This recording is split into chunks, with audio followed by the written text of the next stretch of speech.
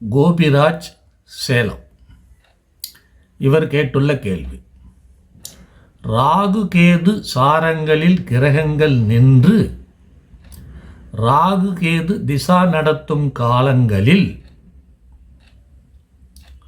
ராகு கேது சாரம் பெற்ற கிரகங்களின் பாவ ஆதிபத்திய பலன்கள் எவ்வாறு இருக்கும்? இதுவும் ஒரு சிக்கலான கேள்விதான். ரொம்ப ஆழ இறங்கித்தான் ஆகணும், வேறு வழியே இல்லை. ஏன்னா ராகு கேது சாரங்களில் கிரகங்கள் நின்று அப்படின்னும்போது அதனுடைய சாராதிபதியாகிய ராகு கேது என்ன பண்ணுறாரு? அந்த கிரகத்தை ஆளுமை செய்வார் இல்லையா? அப்புறம் என்ன கேட்டிருக்காரு? ராகு கேது திசா நடத்தும் காலங்களில் ராகு கேது திசா நடத்தும் போது ராகு கேதுக்கு தானே அங்கே பவர். இவர் என்ன கேட்குறாரு அடுத்தது? ராகு கேது திசா நடத்தும் காலங்களில் ராகு கேது சாரம் பெற்ற கிரகங்களின் பாவாதிபத்திய பலன்கள் எவ்வாறு இருக்கும்? அது எங்கே வந்துச்சு இங்கே? எப்பா இப்போ நடக்கிறது ராகு கேதுனுடைய திசை நடக்குது. அப்படி இருக்கும்போது ராகு கேதா திசா நடத்தும் காலங்களில்னு கேட்டுட்ட. சரி, ராகு கேது சாரம் பெற்ற கிரகங்களின் பாவாதிபத்திய பலன்களுக்கு இங்கே என்ன வேலை? அது அவங்க திசை வரும் பொழுது அதை பற்றி நாம் ஆய்வு பண்ணுவோம். இப்போ அவங்க திசை இங்கே நடக்கலையே, ராகு கேது திசை தான் நடக்குது. ராகு கேது நின்ன வீட்டை ஆக்கிரமிச்சுக்குவாங்கல்ல அவங்க. அது யாருடைய வீடாக இருக்கட்டும், பகைவருடைய வீடாக இருந்தாங்க, பகை பெற்று போயிருந்து நீச்சமாக இருந்தாலும் கூட சரி, அவங்க அந்த ஆக்கிரமிப்பு பண்ணுவதற்கு அவங்க பார்ப்பாங்க. இவர் ராகு கேதுவை விட அவர் நின்ன ஸ்தான அதிபதி சாரபலம், ஸ்தான பலம், நவாம்ச பலம் அதிகமாக இருந்தால் ராகு கேதுவை ஓவர்டேக் பண்ண முடியும் அவங்களால. அப்போ அவங்க யார் இந்த லக்னத்துக்குன்னு பார்த்துக்கணும். லக்னத்துக்கு அவங்க சுபர் யோகரா, நண்பரா, பாபர் பகைவரா, பரஸ்பர சமத்துவரா, இது எல்லாம் கவனித்து எடுத்துக்கணும். ஆகவே இவர் என்ன பண்ணியிருக்காரு? ராகு கேது சாரம் பெற்ற கிரகங்களின் பாவாதிபத்தியம். அப்போ ராகு கேது சாரம் பெற்ற கிரகங்களுடைய தசா வரும்பொழுது தானே அவருடைய பாவாதிபத்தியத்தை அவர் செய்வார். இவருடைய திசாவில் அவருக்கு என்ன வேலை? புத்தி வந்துச்சுன்னாக்கா வேணா பேசலாம். இப்போ ராகுகேது திசை நடக்கும்போது அந்த ராகுகேது சாரத்தில் நிற்கிறவருடைய புத்தி வந்துச்சுன்னா என்ன பண்ணுறது அப்படின்னு கேட்டிருந்தாருன்னா கரெக்டாக இருக்கும். ஏன்னா தசானும் பொழுது அது சுப்பீரியர் ஆஃபீஸர், புத்தின்னும் போது அதுக்கு கீழே இருக்கிற ஆஃபீஸர். அப்போது அந்த ஆஃபீஸரை மீறி இந்த ஆஃபீஸர் வேலை செய்யணுன்னா அவரை விட இவருக்கு பலம் ஜாஸ்தியாக இருக்கும். கவனிச்சுக்கோங்க. பெரிய ஆஃபீஸர் யார்? ராகுகேது. அவர் தான் திசை நடக்குது, திசாநாதர் தான் பெரிய ஆஃபீஸர். அப்போ புத்திநாதர் யார்? அவருக்கு கீழே இருக்கிற சின்ன ஆஃபீஸர்.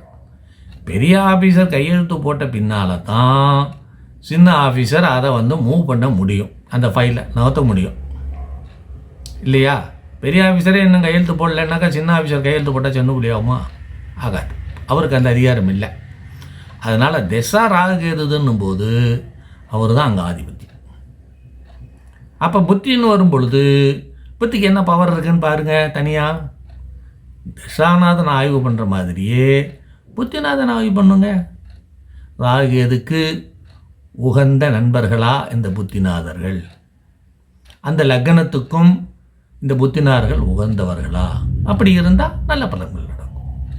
இல்லைப்பா புத்திநாதன் பகைவர், ராகுகேதுக்கும் பகைவர், லக்னத்துக்கும் பகைவர் அப்படின்னா ஒத்து போக மாட்டேன். அப்படியே புத்தி ஷேக் ஆகும், தடுமாறும். என்னதான் ராகுகேதுகள் பலன்களை கொடுக்கறதுக்கு பெரிய ஆஃபீஸர்னாலும் அவர் கையெழுத்து போட்டும் கொடுத்துட்டாரு. இவர் நவுத்தணும் இல்லை. இவர் பேசாமல் கடவுளை போட்டு நம்ம லீவ் போட்டு போயிட்டாருனாக்கா ஒரு 15 நாள் லீவ் போட்டுட்டாருன்னு வச்சுக்கோங்க. அந்த புத்தி காலம் வரைக்கும் லீவ் போட்டாருன்னு வச்சுக்கோங்க. என்ன பண்ணுவோம்? ஒன்றும் பண்ண முடியாது. அப்போ புத்திநாதர்களையும் நாம் கணக்கில் எடுத்துக்கொள்ள வேண்டும். அப்போ இவருடைய கேள்வி என்ன பண்ணுது? வெறும் தசாவை மட்டுமல்ல, அந்த பாவாதிபத்தியத்தை அந்த கிரக அதாவது ராகுகேது சாரம் பெற்ற கிரகங்களின் பாவாதிபத்தியம் தனியாக வேலை செய்யாது. அது புத்தியாக இருந்தால் மட்டும்தான் வேலை செய்யும். வெறும்ன பாவாதிபத்தியம் எப்படி வரும்? எதுக்கு வரும்? அந்த பாவத்தின் தன்மையை ஆய்வு செய்யும் பொழுது அந்த பாவத்தை பற்றி நாம் அந்த பாவ அதிபதியை வச்சுட்டு ஆய்வு பண்ணுவோம். ஆனால் இங்கே நம்ம எடுத்துக்கிட்டு இருக்கிற கேள்வி என்ன? திசை. யாருடைய திசை?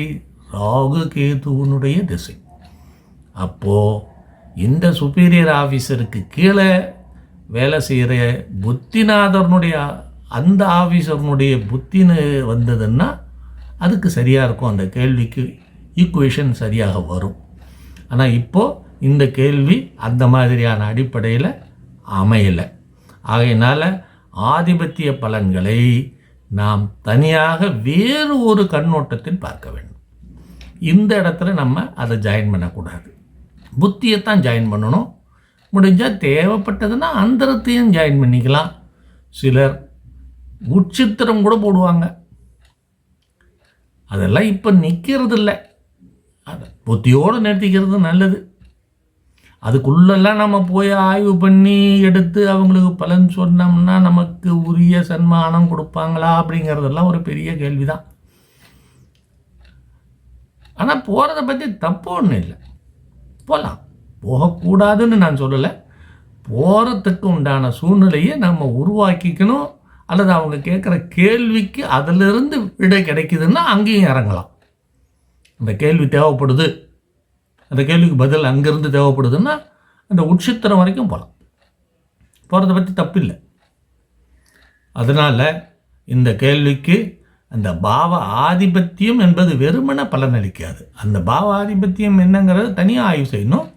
இப்போ ராகுகேது திசாவுக்குள்ளே அப்படின்னும் போது அவருடைய புத்தியாக இருந்ததுன்னா அவருடைய பாவ ஆதிபத்தியம் அங்கே வேலை செய்யும், கண்டிப்பாக வேலை செய்யும். அப்போ நம்ம அதை சரியான முறையில் ஆய்வு பண்ணணும். சரியா? ரைட்.